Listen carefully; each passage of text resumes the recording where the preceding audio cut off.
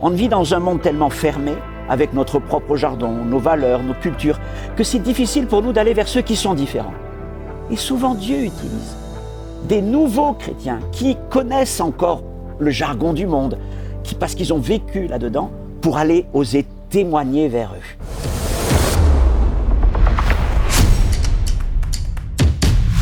Aujourd'hui, on est un peu, après le corona, un peu dans l'instabilité. Il y a certaines personnes qui ont goûté aux joies de l'Église sur Internet, par la voie des médias, des réseaux sociaux. Mais moi, je pense que toi, quand même, tu es une personne qui a de l'affection pour l'Église locale. Il y a l'Église universelle, il y a l'Église locale. Tu pourrais peut-être développer, parce qu'on a ici avec nous un ouvrage qui est le tien, l'Église qui bouleverse le monde. De quelle Église s'agit-il ? Cette Église-là, c'est celle des Actes déjà. Ah. Magnifique Église, mais c'est pas... Dans ce livre, c'est surtout deux églises, à la fois celle de Jérusalem, puis celle d'Antioche. Et je voudrais aussi que ce soit l'Église d'aujourd'hui. Nos églises. Oui. Parce que je crois que la même puissance est au milieu de nous. Parce que des hommes aient participé à ce bouleversement, évidemment. Il est dit dans les Actes, ces gens qui ont bouleversé le monde.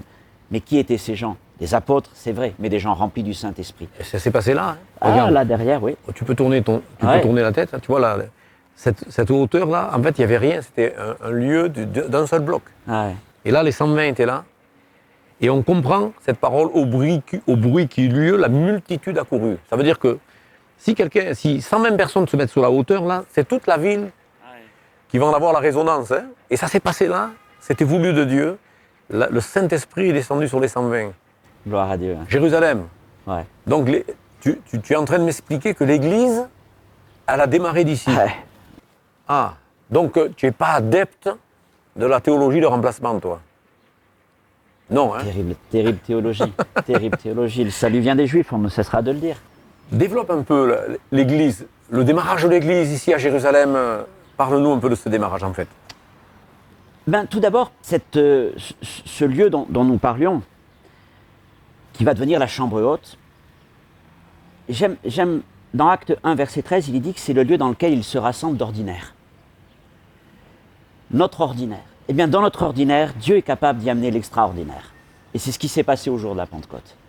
C'était le lieu où ils avaient leurs habitudes, avec le Seigneur.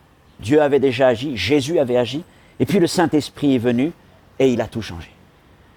Et bien sûr, c'est une puissance qui est descendue sur eux, mais c'est aussi un renouvellement complet de la vision, de la manière de regarder le monde et l'œuvre du Seigneur. Et ces hommes qui, jusque-là, je vais le dire comme ça, c'est pas péjoratif, mais en quelque sorte, on le voit même dans les évangiles, c'était des Galiléens, des gens qui avaient vécu toute leur vie là autour de ce lac de Galilée, qui est quand même un endroit un peu à l'extérieur, un peu éloigné des grands centres. Bien sûr. Et ils arrivent ici. Tout en y apportant quand même une nuance. Parce que c'est un lieu de passage obligatoire. Et le Seigneur y avait établi sa base, parce que de là, il pouvait évangéliser pas simplement que les Juifs, mais des tas de nations autour. Tu vois, Capernaum, c'était quand même un lieu de passage, on payait pour passer. Et là, on voit bien que dans cette région, qui était méprisée, parce que les Galiléens, c'est quoi ? C'était des Juifs qui habitaient la région du lac, qui étaient autour du lac, mais qui, finalement, mariaient leurs enfants avec les nations païennes tout autour. Ils étaient méprisés. À Jérusalem, les Galiléens, c'était contre le mépris le plus total. Et Dieu va prendre des gens méprisés, il les met sur cette hauteur, et là, il est rempli du Saint-Esprit. Je ne sais pas si tu te rappelles comment le Sanhédrin, donc le tribunal, les appelle quand ils viennent dans Acte 4 comparaître devant eux, il les appelle en grec, le mot c'est idiotès. Donc bon, il n'y a pas besoin de faire une traduction. Ouais, idiot. Donc on voit qu'ils n'étaient pas en grande estime. Méprisés. Voilà, ils étaient assez méprisés. Donc, et le Seigneur va utiliser ces gens pour les amener jusqu'au bout du monde. Et ça ne va pas être facile. Parce que, évidemment, ça va changer tout leur cadre, leurs habitudes géographiques, mais aussi toute leur tradition. On sait que même pour Pierre, ça n'a pas été simple. On va se rappeler le moment où quelques années plus tard, il va être à Jopé, et le Seigneur va devoir venir dans cette vision de la nappe pour le préparer à aller chez les Romains. Donc il y a eu tous ces bouleversements. On voit aussi toutes les difficultés, non seulement de Pierre, mais Pierre met ça en évidence, mais toutes les difficultés même de l'Église de Jérusalem qui vit des temps extraordinaires, des temps de croissance, même des temps de multiplication. Bon, il y a des difficultés dans Acte 6, mais ils arrivent à gérer tout ça. Mais malgré tout, les années passent et ils ont du mal à rentrer dans la mission. Oui. D'aller vers les nations. Et c'est parce que le Seigneur a voulu? Non. Et qu'est-ce qu'il a fait le Seigneur pour que ça puisse évoluer? Je le pense qu'il permet une espèce de persécution avec Étienne qui engendre une dispersion. Et oui. Et donc, ils vont commencer à se répandre certainement, Damas, Chypre, les territoires du Liban d'aujourd'hui. Et c'est alors qu'on arrive dans Acte 11 avec des gens intéressants, on ne les connaît pas. Luc les appelle « on ». Qui sont-ils? Il dit quelques juifs originaires de Chypre. Certainement, ces juifs sont le fruit de l'évangélisation des premiers témoins qui ont quitté Jérusalem. Mais ces premiers témoins qui quittent Jérusalem, lorsqu'ils arrivent dans l'île de Chypre ou ailleurs, ils se tournent encore vers les leurs. Parce qu'ils n'ont pas l'habitude. Pendant 70 ans, ils restent en vase clos. Voilà. À peu près 70 ans, ils vont encore dans les synagogues. C'est ça. Jusqu'à ce qu'ils en soient rejetés. Hein. Mais ce qu'on voit avec ces nouveaux convertis de Chypre, ces nouveaux disciples qui sont des Juifs à la base, c'est qu'en arrivant à Antioche, chapitre 11, ils vont pour la première fois oser témoigner à des Grecs. Et ça nous montre quelque chose. Je le dis par rapport à nous chrétiens, surtout des chrétiens qui sont là depuis peut-être 1-2 générations. C'est qu'on ressemble un peu à ces Juifs de Jérusalem. On vit dans un monde tellement fermé, avec notre propre jargon, nos valeurs, nos cultures, que c'est difficile pour nous d'aller vers ceux qui sont différents. Et souvent Dieu utilise des nouveaux chrétiens qui connaissent encore le jargon du monde, parce qu'ils ont vécu là-dedans, pour aller oser témoigner vers eux. Et c'est ce qui s'est passé à Antioche. Oui. Et c'est là qu'est née cette merveilleuse église d'Antioche. Qui a une vocation de shlichim, apostolique. Missionnaire. Missionnaire, parce qu'on n'emploie pas trop le mot ici. Oui.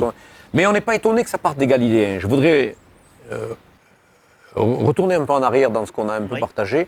On a un lieu extraordinaire en Israël. C'est pour moi un des lieux qui symbolise le plus la volonté de Dieu dans ce verset qui est dit que Dieu veut que tous les hommes soient sauvés, parviennent à la connaissance de la vérité. À Tafra, le lieu d'Abga, le lieu de la multiplication des pains, on inscrit 2 multiplications. On a une première multiplication à Tafra même, et ensuite une deuxième aux alentours. Mais la première, on y ramène à travers le repas du pauvre, 5 pains, 2 poissons.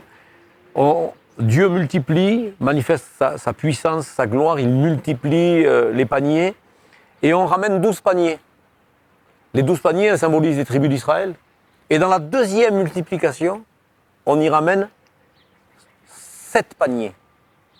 Et là, on s'est tous posé la question de savoir pourquoi une multiplication où on va y ramener 7 paniers. En fait, les 7 paniers symbolisent les 7 nations païennes qui vivaient autour du lac de Génézareth. Et ces Galiléens qui étaient déjà en contact avec ces nations païennes. Et quand Jésus dira « Je suis venu d'abord, proton, pour les brebis du peuple d'Israël qui se sont égarés », proton, le prototype, le peuple prototype, les Juifs, le peuple prototype, eh bien, il va rappeler dans sa vision extraordinaire qu'est la sienne, de vouloir que tous les hommes soient sauvés, il est venu, c'est vrai, d'abord pour les brebis perdues de la maison d'Israël, mais qu'il est venu aussi pour les nations.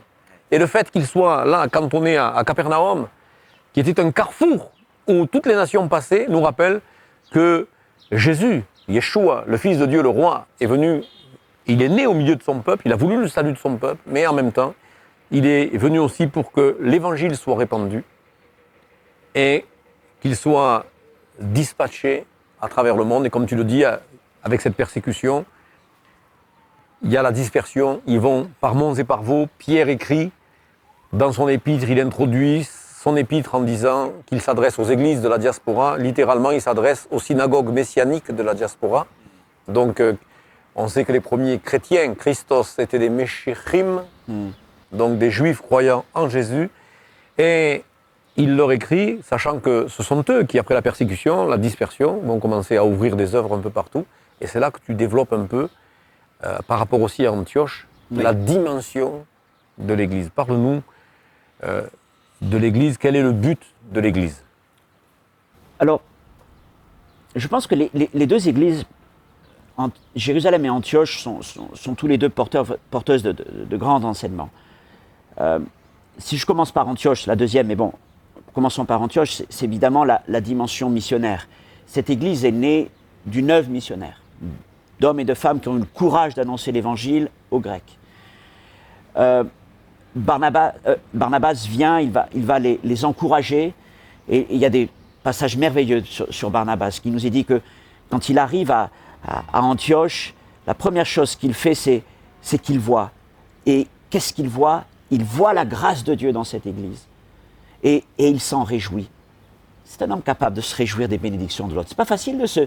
Souvent, hein... Oui, mais il a un homme prédestiné. Ah, ben oui, fils d'encouragement. mais tu sais, hein, quand on regarde la bénédiction que Dieu accorde à telle église ou tel ministère, parfois, on est un peu aigri. Mais lui, il se réjouit parce qu'il voit la grâce. Et qu'est-ce qu'il va faire? Alors que l'église progresse, au lieu de retourner à Jérusalem pour aller chercher un apôtre, c'est pas au sud qu'il va, c'est au nord, au nord-ouest, pour aller chercher quelqu'un qu'on avait oublié et qu'on préférait complètement oublier, le fameux Saul, dont on n'était pas trop sûr qu'il soit vraiment disciple de Jésus. C'était compliqué, il faisait peur. Hein. Il faisait peur, il avait un passif. Et lui, il a osé. Et il est allé le chercher. Et je crois que, avant même que Dieu leur parle plus tard, lors d'une réunion extraordinaire des serviteurs de l'église d'Antioche, le Seigneur avait commencé à préparer ces hommes pour regarder au loin, pour regarder vers les nations. Et il y a eu ce moment d'Acte 13 où, dans cette église où il y avait donc des prophètes et des docteurs, ils ne savaient pas, il y avait même des apôtres. Bien sûr. Et bien là, pour la première fois, Dieu va vraiment mettre, par une parole distincte du Saint-Esprit, deux hommes mis à part pour l'œuvre missionnaire. Et cite-nous leur prénom là, face à la caméra. Barnabas et Saul, c'est encore Saul. Il va devenir Paul dans quelques temps, mais c'est encore Saul de Tarse. Eh oui. Ce qui est magnifique dans cette église, imagine une église dans laquelle le Seigneur parle comme ça, et en train de dire, dans votre équipe de responsables et parmi vos pasteurs, il y en a deux qui vont partir là. Bon, s'ils sont les deux stagiaires, ça va. Tu sais, les deux jeunes, bon, on est prêt à les envoyer. Ils sont prédestinés déjà, on les a préparés à les envoyer. Sauf que là, c'est pas les deux jeunes. Eh non. Là, c'est l'ancien, Barnabas, et puis c'est celui qui est prometteur, Saul. Eh bien, dans cette église, on ne sait pas dire non, c'est pas possible. On ne peut pas perdre nos deux ministères principaux. Eh bien, ils ont accepté. Ils ont prié, ils ont jeûné, ils ont imposé les mains aux deux apôtres et ils les ont laissés partir. Quelle vision apostolique de cette église. Shalom, j'espère que vous avez aimé cette vidéo. Abonnez-vous pour ne pas rater nos programmes. Merci de faire partie de notre famille TBN. Que Dieu vous bénisse. Shalom de Jérusalem.